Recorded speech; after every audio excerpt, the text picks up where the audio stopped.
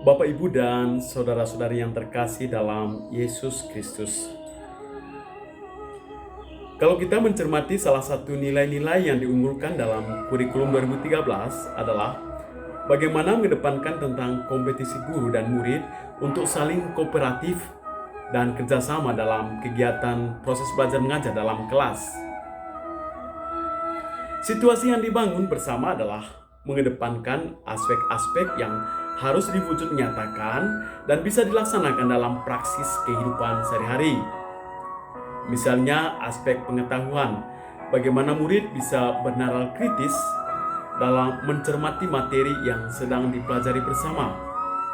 Aspek yang kedua adalah afektif, yakni bagaimana para peserta didik belajar untuk bersikap empati, solidaritas, berperasaan, dan kepekaan.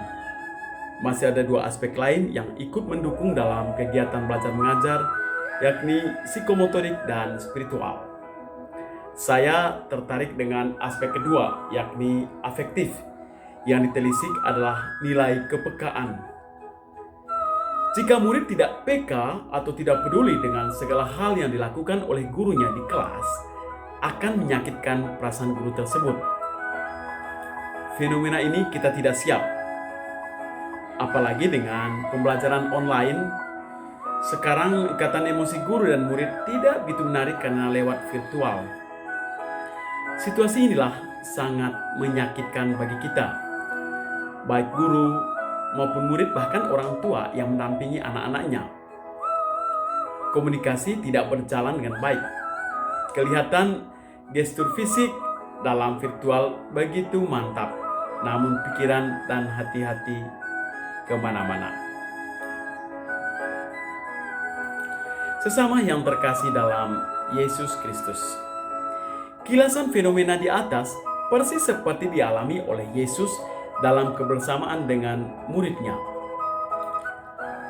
Markus bab 9 ayat 30-37 melukiskan bagaimana Yesus secara fisik kelihatan bersama dengan mereka.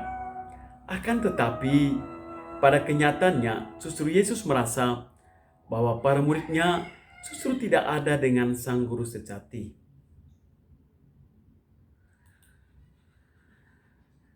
Dalam kisah ini, ada dua bagian kitab merenungkan, bahkan boleh menganalisa dan bersemiotika narasi yang ada dalam Injil ini.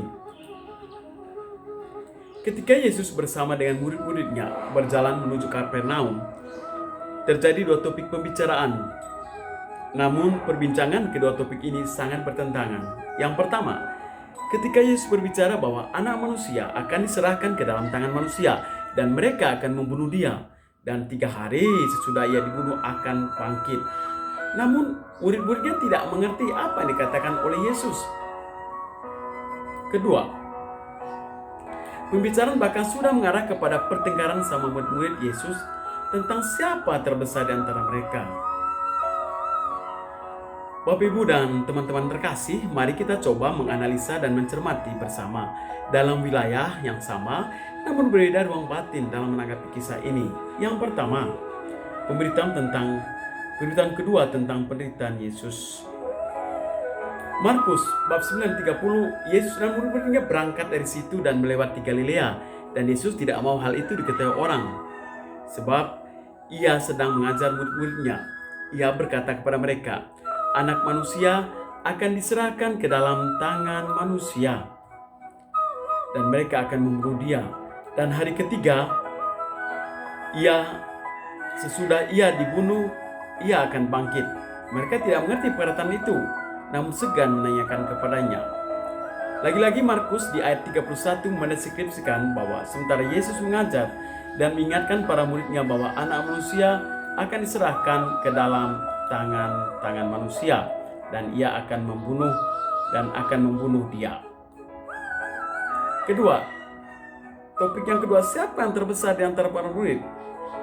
Nah, ketika Yesus atau kemudian tiba Yesus dan murid di Kapernaum, ketika Yesus sudah di rumah, ia bertanya kepada murid-muridnya, apa yang kamu perbincangkan tadi dengan jalan? Tapi mereka diam, sebab di tengah jalan tadi mereka mempertengkarkan siapa yang terbesar di antara mereka. Jadi para murid berbicara hal lain. Guru mengingatkan, padahal peringatan ini yang kedua kalinya, akan bahaya depan yang dia hadapi. Tapi lagi-lagi muridnya malah mempertengkarkan siapa terbesar di antara mereka.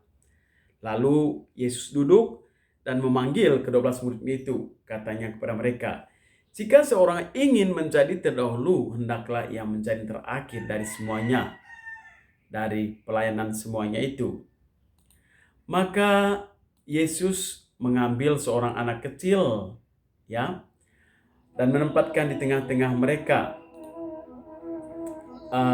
Kemudian ia memeluk anak itu dan berkata kepada mereka, barang siapa menyambut seorang anak seperti ini dalam namaku, ia menyambut aku. Dan barang siapa menyambut aku, bukan aku yang disambutnya, tapi dia yang mengutus aku. Jika seorang ingin menjadi yang terdahulu, hendaklah ia menjadi terakhir dari semuanya dan pelayanan semuanya. Ini adalah simbol untuk menyadari para muridnya. Dari apa yang dikatakan Tuhan Yesus dengan apa yang dibicarakan oleh para murid jelas sangat bertentangan. Pertama tadi kita ingatkan lagi, Yesus sedang berbicara tentang penderitaan dan pengorbanan yang akan dilakukannya. Namun mereka tidak mengerti. Justru mereka bertengkar siapa yang terbesar di antara mereka. Sikap seperti ini bisa terjadi dalam kehidupan kita orang Katolik. Dapat kita katakan bahwa kita sebagai pengikut Kristus sedang berjalan bersama dengan Yesus di sepanjang kehidupan. Namun kenyataan sering terjadi putusnya hubungan atau komunikasi ataupun pengertian antara rencana Tuhan atas hidup kita dengan rencana kita diri sendiri.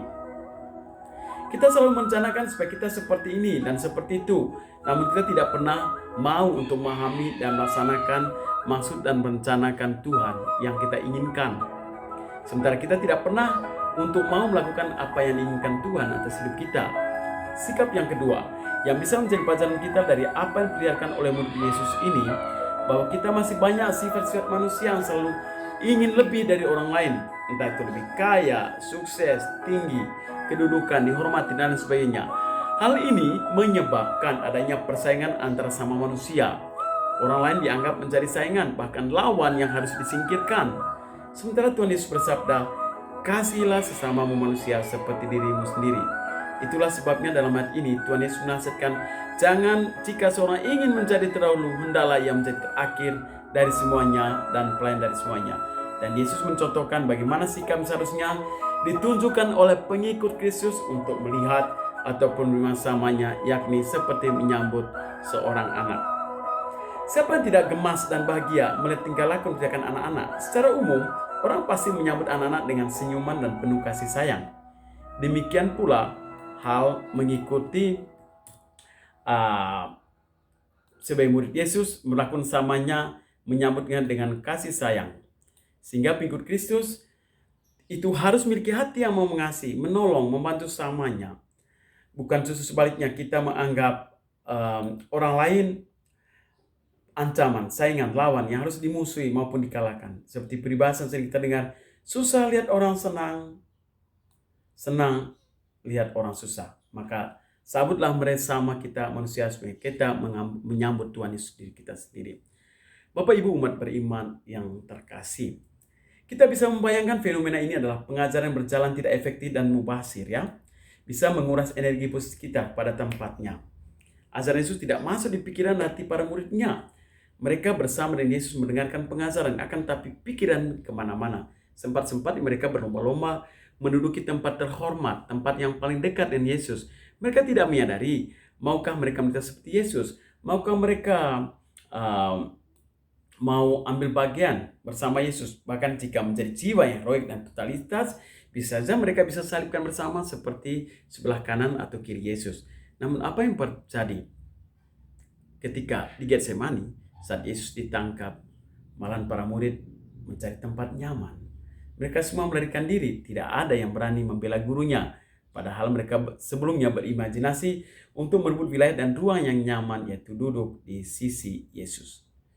Saudara-saudaraku yang terkasih, yang mengasihi Tuhan Yesus dan dikasihi Tuhan Yesus, kita sebagai murid Yesus pun tidak jauh dari sikap para murid Yesus. Sekali lagi, kita semua tidak jauh dari sikap para murid Yesus. Kadang-kadang kita berimajinasi atau berfantasi demikian. Misalnya, siapa yang tidak menginginkan kedudukan, tempat yang enak, rumah yang besar, bersih, dengan lingkungan yang indah dan sejuk. Suami atau istri dan anak-anak yang lucu-lucu dan menyenangkan.